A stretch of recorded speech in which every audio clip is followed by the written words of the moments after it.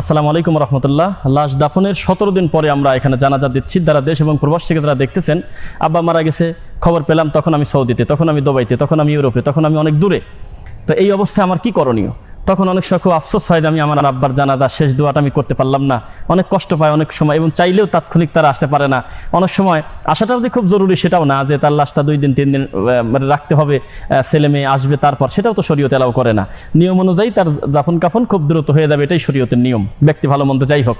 তো বিষয়টা হলো, তা আমরা আপনাদেরকে আজকে দেখাবো যে 15 দিন পর, 20 দিন পর, 1 মাস পর, 2 বছর পরেও যদি আপনি কোনো সঙ্গত কারণে দেশে আসছেন, আসার পরে আপনার আব্বার লাশ অলরেডি দাফন হয়ে গেছে 1 বছর 2 বছর আগে, তখন আপনার কি করণীয়? তখন আপনি চাইলে আপনি জানাজা আপনি নিজে কবরের উপর দাঁড়িয়ে জানাজা দিতে পারবেন। আমরা কবরটা একটু দেখাই। কবরটা পাকা করা হয়নি, নতুন কবর, যেহেতু মাত্র 17 দিন, তাই একটু মাটি দিয়ে পরিবেশ করে রাখা হয়েছে। তো এখন আমরা জানাজা আল্লাহ নবী সাল্লাল্লাহু আলাইহি ওয়াসাল্লাম যেভাবে জানাজা দিয়েছে সেভাবেই আমরা জানাজা করবেন ইনশাআল্লাহ। আল্লাহ নবী সাল্লাল্লাহু আলাইহি ওয়াসাল্লাম নিজেও সাহাবায়ে কিরাম থেকে আমরা একাধিক আমল পাই যে পরবর্তীতে তারা অনেক পুরাতন কবরের উপর দাঁড়িয়ে তারা জানাজা দিয়েছে, যে জানাজায় তারা প্রথমে শরীক হতে পারছিল না। তো এখন আমাদের যিনি মারা গেছে, আমাদের সম্মানিত প্রিয় আঙ্কেল, কাকা, বাবাজি, তিনি মোহাম্মদ আলী হাফিজ রহিমাহুল্লাহ, আল্লাহর কাছে আমরা তার জন্য দোয়া করি এবং জানাজার মাধ্যমে তার জন্য দোয়া করা হয়েছে। আমরা আবার নতুন করে তার জন্য দোয়া করব। জানাজার নিয়মটা আমরা একটু বলে দিই। এখন আমরা প্রথমে জানাজার নিয়ত করব অন্তর থেকে, যে আমরা একটা জানাজার সালাতের জন্য এসেছি, সালাতুল জানাজা। এরপরে আমরা আল্লাহু আকবার বলে আমরা হাত বাঁধবো, বাঁধার পরে আমরা সূরা ফাতিহা পড়ব। এরপরে দ্বিতীয় তাকবীর হবে, তারপরে দরুদ ইব্রাহিম, আল্লাহুম্মা সাল্লি আলা মুহাম্মাদ ওয়া আলা আলি মুহাম্মাদ কামা সাল্লাইতা আলা ইব্রাহিম, এটা পড়ব। 3 নম্বর তাকবীর আমরা বিশেষ দোয়াটা পড়ব, আল্লাহুম্মা গফির লি হাইয়িনা ওয়া মাইয়িতিনা ওয়া শাহিদিনা ওয়া গায়িবিনা ওয়া সাগীরিনা ওয়া কাবীরিনা ওয়া যাকারিনা ওয়া উনসানা, এটা পড়ব। এরপরে আমরা পড়তে পারবো আল্লাহুম্মা গফির লাহু ওয়ারহামহুম, অথবা আল্লাহুম্মা গফির লাহু ওয়ারহামহু ওয়া আফিহি ওয়া আফু আনহু আকরিম নুজুলাহু, এই দোয়াটা আমরা পড়ব। এখন জানাজা সশব্দে না নিঃশব্দে? যদিও এটা নিঃশব্দে পড়াটার বর্ণনা সবচেয়ে বেশি, এই জন্য আমরা কোনো সন্দেহে যাচ্ছি না, আমরা নিঃশব্দেই পড়ব। শিক্ষা দেওয়ার জন্য আপনারা চাইলে এটা আপনারা নিজেরা বাসায় ট্রেনিং দিলেন, বাচ্চাদেরকে শেখালেন, তারপরে আলেম ওলামার মাধ্যমে আপনারা জেনে নিলেন। প্রথম তাকবীরে সূরা ফাতিহা, দ্বিতীয় তাকবীরে দরুদ ইব্রাহিম, 3 নম্বর তাকবীরে বিশেষ দোয়া, আপনি একাধিক দোয়া করতে পারেন, হাদিসে স্বীকৃত দোয়া।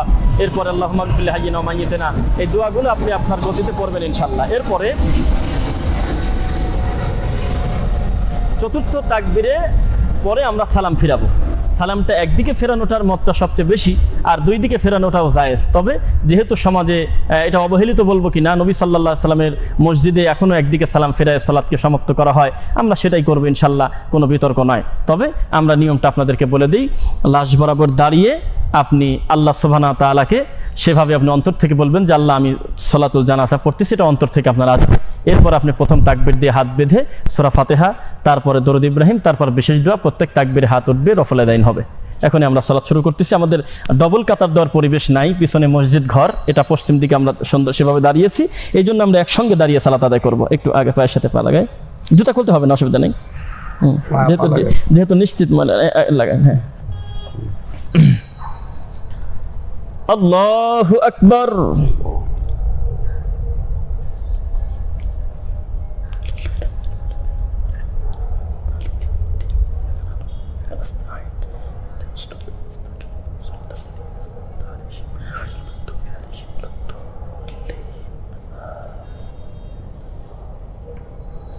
আল্লাহু আকবার।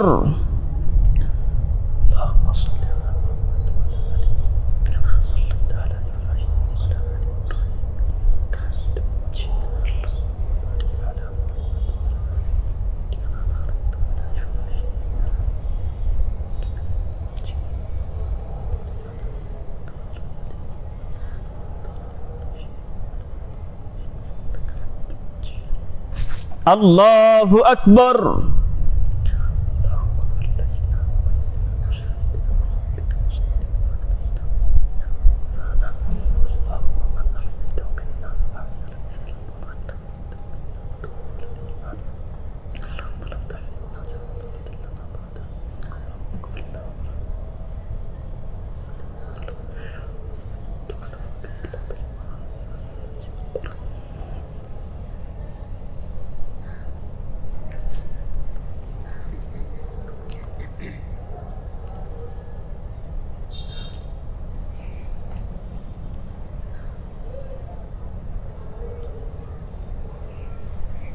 আল্লাহু আকবার। আসসালামু আলাইকুম ওয়া রাহমাতুল্লাহ। আলহামদুলিল্লাহ, আমরা যে কোনো আমাদের আত্মীয় স্বজন যারা মারা যাবে, আল্লাহ সুবহানাহু ওয়া তাআলা আমাদের কত সুযোগ দিয়েছে। বলেছে ইদা মাতাল ইনসান ইনকাতা আনহু আমালু। নবী সাল্লাল্লাহু আলাইহি ওয়াসাল্লাম বলেছে যখন একজন মানুষ মারা যায় তখন তার সমস্ত আমল কেটে দেওয়া হয়, বন্ধ হয়ে যায়। ইল্লা মিন সালাসা, শুধু তিনটা জিনিস চালু থাকে। তার একটা যেটা নবী সাল্লাল্লাহু আলাইহি ওয়াসাল্লাম বলেছেন আল্লাহ স্বীকৃত, সেই একটা নিয়ে আমরা আজকে দাঁড়িয়েছি।